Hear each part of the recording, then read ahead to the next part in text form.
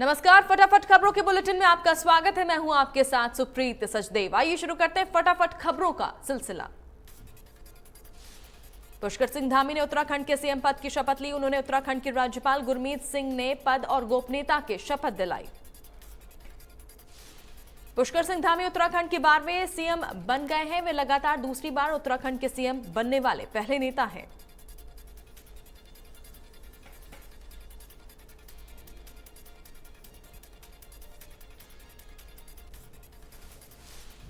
देहरादून के parade ground में हुए शपथ ग्रहण समारोह में प्रधानमंत्री नरेंद्र मोदी, गृह मंत्री अमित शाह, रक्षा मंत्री राजनाथ सिंह और बीजेपी के अध्यक्ष जेपी नड्डा शामिल हुए।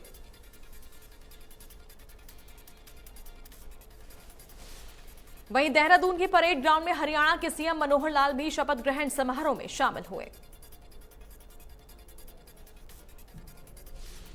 यूपी में योगी आदित्यनाथ के शपथ ग्रहण को लेकर अब सिर्फ 2 दिन रह गए हैं। 25 मार्च को लखनऊ के इकाना स्टेडियम में शपथ ग्रहण समारोह होगा। इस समारोह को भव्य बनाने की तैयारियां हो रही है। शपथ ग्रहण समारोह में प्रधानमंत्री नरेंद्र मोदी समेत 12 राज्यों के सीएम और 5 राज्यों के डिप्टी सीएम शामिल होंगे। प्रधानमंत्री नरेंद्र मोदी ने शहीद दिवस के मौके पर भगत सिंह, सुखदेव और राजगुरु को श्रद्धांजलि अर्पित की और कहा कि देश के लिए मर मिटने का उनका जज्बा देशवासियों को हमेशा प्रेरित करता रहेगा। पंचकुला में शहीदी दिवस कार्यक्रम में पहुंचे मुख्यमंत्री मनोहर लाल। शहीद भगत सिंह चौक पर शहीदों को किया नमन।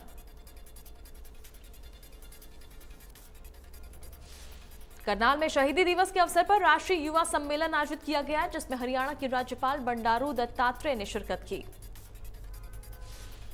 वहीं राज्यपाल बंडारू दत्तात्रेय के साथ लोकसभा सांसद संजय भाटिया, मीडिया कोऑर्डिनेटर जगमोहन आनंद मौजूद रहे। हरियाणा के पूर्व सीएम भूपेंद्र सिंह हुड्डा और हरियाणा विधानसभा के पूर्व अध्यक्ष कुलदीप शर्मा खटकड़ कला गांव पहुंचे और शहीद आजम भगत सिंह को श्रद्धांजलि दी।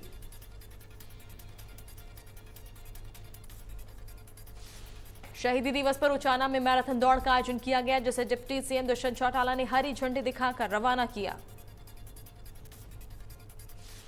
मैराथन कार्यक्रम में विधायक अमरजीत ढांडा भी शामिल हुए। बता दें कि मैराथन दौड़ खटकड़ चोल प्लाजा से शुरू की गई, जिसमें सैकड़ों युवाओं ने हिस्सा लिया।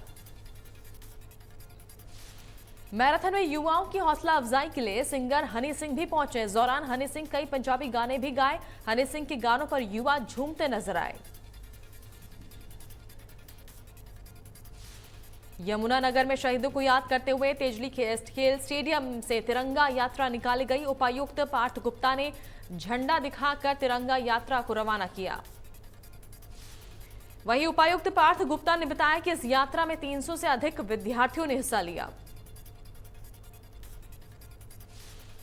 तो शाम के तिकोना पार्क में शहीदी दिवस के अवसर पर एसडीएम मनीष कुमार फोगाट ने शहीद स्मारक पर पुष्प अर्पित कर शहीदों को नमन किया। एसडीएम मनीष कुमार फोगाट कहा कि युवा इन वीर शहीदों के आदर्शों को अपनाकर देश के विकास में अहम योगदान दे सकते हैं।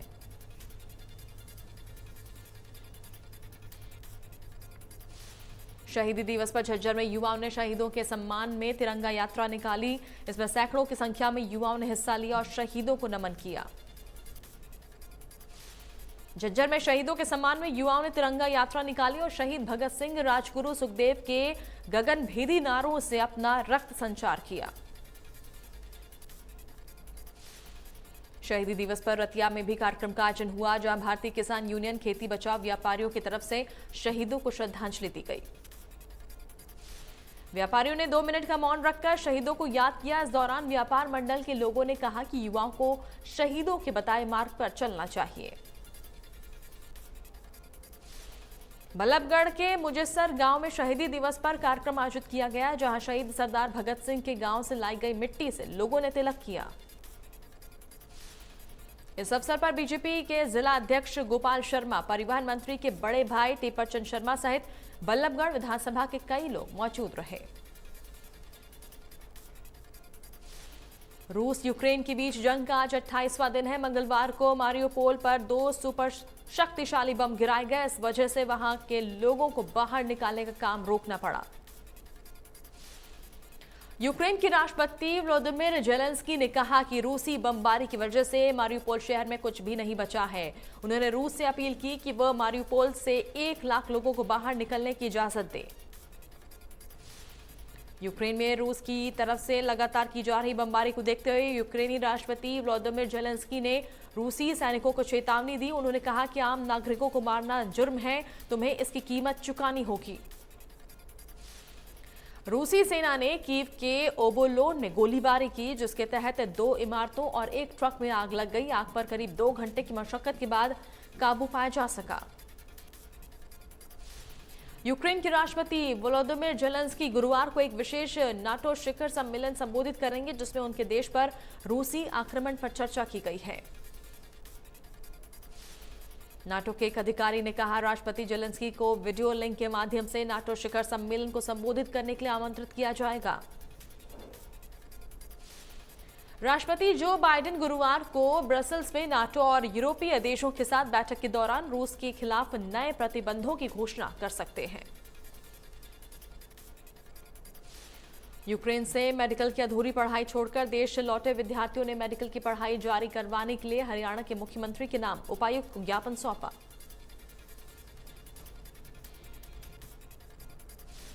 धनगरी कुरुक्षेत्र में भारतीय किसान यूनियन की प्रदेश स्तरीय बैठक हुई, जिसमें भाकियू नेता गुरनाम सिंह चढ़ूनी भी शामिल हुए। चढ़ूनी ने केंद्र सरकार को चेतावनी देते हुए कहा कि अभी तक किसानों पर दर्ज मुकदमों को वापस लेने की प्रक्रिया शुरू नहीं की गई है। एमएसपी गारंटी कानून भी दूर की कौड़ी है, तो फसल खराब होने पर सर्वे नहीं कराया गया। इन तमाम मुद्दों को लेकर आगामी 2 अप्रैल को प्रदर्शन होगा। केंद्र सरकार की ओर से भाखड़ा व्यास प्रबंधन बोर्ड को अपने अधिकार क्षेत्र में लिए जाने पर पंजाब और हरियाणा के किसानों में काफी नाराजगी है। दोनों राज्यों के किसान संगठनों ने इसके विरोध में 25 मार्च को मोहाली स्थित अम्ब साहिब गुरुद्वारा में महापंचायत करने का फैसला लिया। भारतीय किसान यूनियन के प्रदेशाध्यक्ष रतन मान ने यूनियन से जुड़े पदाधिकारियों के साथ बैठक की। किसान नेताओं का कहना है कि भाखड़ा ब्याज प्रबंधन बोर्ड के निजी हाथों में जाने के बाद लोगों को महंगी बिजली मिलेगी। मार्च की शुरुआत से ही तापमान में लगातार बढ़ोतरी हो रही है और महीने के आखिरी हफ्ते तक तापमान में और ज्यादा बढ़ोतरी का अनुमान है। लगातार बढ़ रहे तापमान और गर्मी को लेकर फरीदाबाद के किसानों का कहना है कि ज्यादा गर्मी बढ़ने से फसलों को नुकसान होगा। गर्मी के कारण फसलों में उन्हें ज्यादा पानी लगाना पड़ रहा है और ज्यादा गर्मी पड़ी तो गेहूं की फसल वक्त से पहले पक जाएगी और दाना हल्का रहेगा।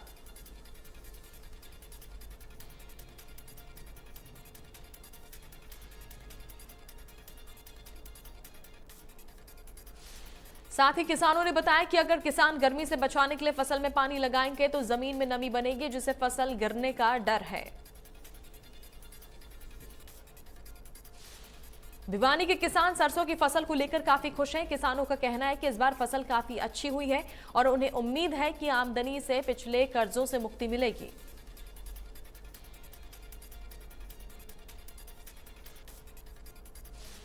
अरुण हत्याकांड में पीड़ित परिवार ने न्याय के लिए गृह मंत्री अनिल विज के दरबार में गुहार लगाई। मृतक के भाई ने कहा, पुलिस दबाव में है, इसलिए रूबी सौदा की गिरफ्तारी नहीं हो रही। उन्हें सिर्फ अनिल विज से न्याय की उम्मीद है।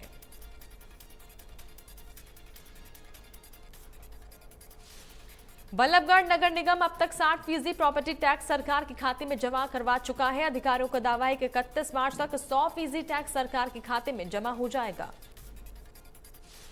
नगर निगम के जॉइंट कमिश्नर अनिल यादव ने बताया है कि वे लगातार लोगों को टैक्स जमा करवाने के लिए जागरूक कर रहे हैं। राज्य सरकार ने प्रॉपर्टी टैक्स जमा कराने के लिए 31 मार्च तक का समय दिया है। 35वें अंतर्राष्ट्रीय सूरजकुंड क्राफ्ट मेले में चरखी दादरी से आई नागिन बीन पार्टी मेले में काफी धूम मचा रही है। इनकी बीन और ढोल की धुन पर दर्शक नाचने को मजबूर हैं। बीन पार्टी के कलाकारों ने बताया कि वह देश विदेश में अपनी कला का प्रदर्शन करने आते जाते रहते हैं और इस सूरजकुंड मेले में वो पहली बार आए हैं। उन्होंने कहा कि यहाँ का माहौल और वातावरण बहुत ही खूबसूरत है। यहाँ पर टूरिज्म की ओर से कलाकारों का खूब ध्यान रखा जा रहा है। यमुनानगर के अलग अलग इलाकों में पिछले कई दिनों से चक्कर लगा रहे रहस्यमय हेलीकॉप्टर पर जिला प्रशासन ने खुलासा किया है। जिला प्रशासन ने बताया कि यह हेलीकॉप्टर वाटर लेवल की जांच के लिए सर्वे कर रहा है। नेशनल जियोफिजिकल रिसर्च इंस्टीट्यूट की तरफ से हो रहे इस सर्वे में यह पता लगाया जा रहा है कि किस किस इलाके में जल का स्रोत कितना है। यमुनानगर के उपायुक्त पार्थ गुप्ता ने जानकारी देते हुए बताया कि हेलीकॉप्टर के लिए जिला प्रशासन से अनुमति ली गई है और यह काम पिछले कई दिनों से किया जा रहा है। National winter biathlon game Gulmarg 2022 में ब्रॉन्ज जीतने वाले जींद के सुदकैन खुर्द की बेटी विकास राणा को सरकार से आर्थिक सहायता नहीं मिली। विकास राणा के ब्रॉन्ज जीतने पर गांव और परिवार में खुशी की लहर है। विकास राणा गरीब परिवार के संबंध रखती है। परिवार का कहना है कि इस मुकाम तक पहुंचने में बड़ी दिक्कतों का सामना करना पड़ा। बता दें कि विकास राणा दक्षिण अफ्रीका के किलीमंजारो और रूस के माउंट एल्ब्रूस के बाद विश्व की सबसे ऊंची चोटी माउंट एवरेस्ट को भी फतह पर तिरंगा लहरा चुकी है। प्रदेश की बेटियां एक के बाद एक देश और प्रदेश का नाम रोशन कर रही हैं। एशियाई यूथ मुक्केबाजी में एक बार फिर कैथल के क्योड़क गांव की बेटी ने अपने मुक्के का दम दिखाया। स्नेहा तंवर ने जॉर्डन में आयोजित एशियाई यूथ मुक्केबाजी में कांस्य पदक हासिल किया। पदक हासिल करने के बाद बेटी स्नेहा तंवर गांव वापस लौटी तो ग्रामीणों ने स्नेहा तंवर का भव्य स्वागत किया। स्नेहा ने अपनी जीत का श्रेय अपने कोच राजेंद्र सिंह और माता पिता को दिया। स्नेहा राष्ट्रीय स्तर पर अब तक 2 बार पदक जीत चुकी है। साथ ही खेलो इंडिया में भी पदक हासिल किया था। प्रदेश में सरसों की खरीद के लिए विभाग ने पूरी तैयारी कर ली है, लेकिन बाजार में सरसों का भाव कम होने के चलते खरीद केंद्रों पर किसान नहीं पहुंच रहे। चरखी दादरी में मार्केट कमेटी सचिव बसंत कुमार ने बताया कि प्रशासन ने किसानों की फसल को खरीदने के लिए सभी खरीद केंद्र पर बिजली पानी की समुचित व्यवस्था करवाई है। मार्केट कमेटी सचिव ने बताया कि सरकार 5,050 रुपए प्रति क्विंटल के हिसाब से सरसों की खरीद कर रही है, लेकिन मंडी से बाहर सरसों का भाव 6,000 से ज्यादा है, जिसके चलते मंडी में किसान कम संख्या में पहुंच रहे हैं। कर्मचारी और मजदूर विरोधी नीतियों के खिलाफ ट्रेड यूनियन और सरकारी कर्मचारी संगठनों ने सरकार के खिलाफ मोर्चा खोलते हुए 28 और 29 मार्च को राष्ट्रव्यापी हड़ताल का ऐलान किया। हड़ताल को सफल बनाने के लिए कर्मचारी और श्रमिक नेता बैठकों का आयोजन कर हड़ताल को सफल बनाने के लिए एड़ी चोटी का जोर लगा रहे हैं। कैथल में बिना नियम स्कूल फीस में बढ़ोतरी से अभिभावक गुस्से में हैं। अभिभावकों का निजी स्कूल पर आरोप है कि स्कूल ने बिना फॉर्म 6 फीस में बढ़ोतरी की है, जो नियम के विरुद्ध है। ऐसे में फीस वापसी की मांग को लेकर अभिभावकों ने जिला शिक्षा अधिकारी कार्यालय में जमकर हंगामा किया। यमुनानगर आर्थिक अपराध शाखा टीम ने IIFL बैंक में गोल्ड लोन फर्जीवाड़े में जिले के बैंक मैनेजर को गिरफ्तार किया है। आरोप है कि मैनेजर गोल्ड लोन के नाम पर लोगों से मिले पैसों का कंपनी के अकाउंट में जमा न करवाकर अपने खातों में पैसा जमा कराता था। सड़कों की मरम्मत के लिए बनाई गई हरपथ ऐप को मैनेज करने वाले एजेंसी की बड़ी लापरवाही सामने आई। ऐप पर दी गई शिकायत के जवाब में पुलिया को सही करने की जगह फोटो एडिट कर मरम्मत का दावा किया। ग्रामीणों ने मुख्य मार्ग पर स्थित टूटी पुलिया की समस्या हरपथ ऐप पर अपलोड की। विभाग के अधिकारियों ने पुलिस को दुरुस्त किए बिना ऐप पर दूसरी पुलिया की फोटो अपलोड कर मरम्मत का दावा किया। बल्लभगढ़ में मिलावटी और नकली घी के धंधे की मिल रही शिकायतों के चलते अंबेडकर चौक के पास गोपाल जी और रमेश डेयरी पर मुख्यमंत्री उड़न दस्ते की टीम ने छापेमारी की। कई घंटे तक उड़न दस्ते के अधिकारियों ने यहां बन रहे घी की जांच किया। बाद में उन्होंने जीएसटी विभाग और दमकल विभाग के अधिकारियों को भी बुला लिया। फिलहाल अधिकारियों ने दुकान पर मौजूद घी की सैंपलिंग कर ली है और अब सैंपलों को जांच के लिए प्रयोगशाला में भेजा जाएगा। फतेहाबाद कोर्ट ने हॉरर किलिंग के मामले में अहम फैसला सुनाया। कोर्ट ने 16 लोगों को आजीवन कारावास की सजा सुनाई। 2018 में गांव डोबी निवासी धर्मवीर ने सुनीता से प्रेम विवाह किया था। इसके बाद पुलिस ने से सुरक्षा भी मांगी थी और परिजनों के डर से अपने मामा के पास ढिंगसरा में रह रहे थे। गांव ढिंगसरा से लड़की पक्ष के लोगों ने लड़के का अपहरण कर पीट कर हत्या कर दी। इसके बाद नहर में फेंक दिया था। सोहना में एक बंद मकान में चोरों ने लाखों रुपए के जेवरात और नकदी चोरी कर ली। वहीं देवीलाल स्टेडियम के करीब 5 दुकानों के एसी पाइपों को चुराकर दुकानदारों को हजारों का चूना लगा दिया। सोहना में एक सप्ताह में 5 जगह पर चोरों ने चोरी करके लाखों रुपए के सामान पर हाथ साफ कर दिया, लेकिन अभी किसी भी मामले में पुलिस को कोई कामयाबी नहीं मिली। अरुण हत्याकांड में आरोपी रूबी सौदा के खिलाफ गंभीर धाराओं में मामला दर्ज है, लेकिन रूबी सौदा अभी भी जेल से बाहर आजाद घूम रही है। मृतक अरुण के भाई दीपक का आरोप है कि रूबी सौदा पुलिस के सामने पेश भी हुई, लेकिन अंबाला पुलिस ने उसे गिरफ्तार नहीं किया। मृतक का परिवार का आरोप है कि पुलिस दबाव में है, इसलिए रूबी सौदा की गिरफ्तारी नहीं हुई। अरुण के परिवार ने आत्महत्या की चेतावनी दी। अरुण हत्याकांड को लेकर गृह मंत्री अनिल विज ने कहा कि मामले को लेकर अपने स्तर पर मामले की जांच करवाएंगे, पता किया जाएगा चूक कहां हुई। सोनीपत एसटीएफ ने पेपर लीक मामले में 3 नए आरोपी को गिरफ्तार किया। अभी तक इस केस में कुल 38 आरोपी गिरफ्तार हो चुके हैं। आरोपी सुनील गोहाना में खुद का कोचिंग सेंटर चला रहा था। आरोपी विशाल यश बैंक कानदा झज्जर में नौकरी कर रहा था और आरोपी मंजीत रेलवे में नौकरी कर रहा है। मंजीत ने खुद भी फर्जी तरीके से नौकरी पाई थी। वहीं एक आरोपी फरार हो गया। फरार हरेंद्र आईटी एक्सपर्ट है और खुद की लैब चलाता है। तीनों आरोपी कैंडिडेट ढूंढकर पेपर पास करवाते थे। नगर निगम फरीदाबाद में भ्रष्टाचार के आए दिन नए मामले सामने आ रहे हैं। एक बार फिर मकान का नक्शा पास करवाने के लिए 2.5 लाख रुपए की रिश्वत मांगने का मामला सामने आया। शिकायतकर्ता ने बताया कि 2019 में एसडीओ ने मकान का नक्शा पास करवाने का आश्वासन देते हुए फीस के तौर पर 2.5 लाख रुपए लिए थे, लेकिन पैसे देने के बावजूद भी उनके पास नोटिस भेजा गया। हाईकोर्ट के आदेश के बाद नगर निगम के एसडीओ सहित 5 अधिकारियों और कर्मचारियों पर मामला दर्ज किया गया। इससे पहले भी एसडीओ के खिलाफ एक अन्य मामले में केस दर्ज हो चुका है। सोनीपत में खाकी पर एक के बाद एक दाग लग रहे हैं। पिछले एक हफ्ते में पुलिसकर्मियों पर 2 बार रिश्वत लेने का आरोप लगा है। पहला मामला 17 मार्च को सामने आया, जिसमें रोहतक विजिलेंस के ने सेक्टर 23 पुलिस चौकी के एएसआई विजेंद्र को 10,000 रुपए की रिश्वत लेते रंगे हाथ गिरफ्तार किया। वहीं दूसरा मामला इसी हफ्ते सामने आया, जहां सदर थाना की पीसीआर पर तैनात चालक सुनील कुमार पर ओवरलोडेड ट्रैक्टर के चालकों से पैसे लेने का आरोप लगा है।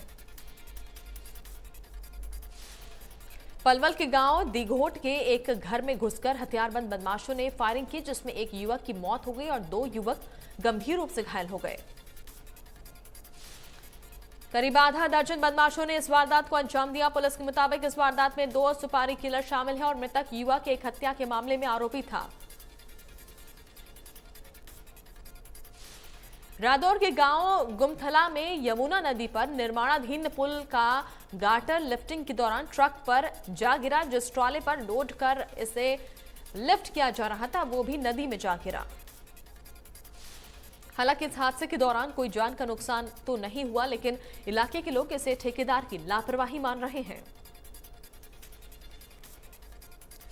गुरुग्राम में 35 साल में एक ही जमीन को कई बार बेचा गया। इस मामले में बैंक कर्मी समेत 40 लोगों पर एफआईआर दर्ज है। कोर्ट के आदेशों के बाद गुरुग्राम के भौंसी थाने में मामला दर्ज हुआ।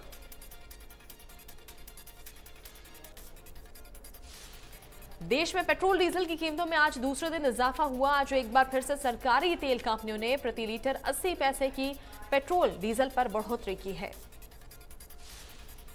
राष्ट्रीय राजधानी दिल्ली में पेट्रोल की कीमत 97.01 हो गई है, जबकि डीजल का भाव 88.27 रुपए प्रति लीटर पहुंच चुका है। मुंबई में पेट्रोल 111.67 रुपए प्रति लीटर हो गया, जबकि डीजल 95.85 रुपए प्रति लीटर हो गया। देश में पिछले 24 घंटे में कोरोना वायरस के 1778 नए केस सामने आए और 62 लोगों की मौत हो गई।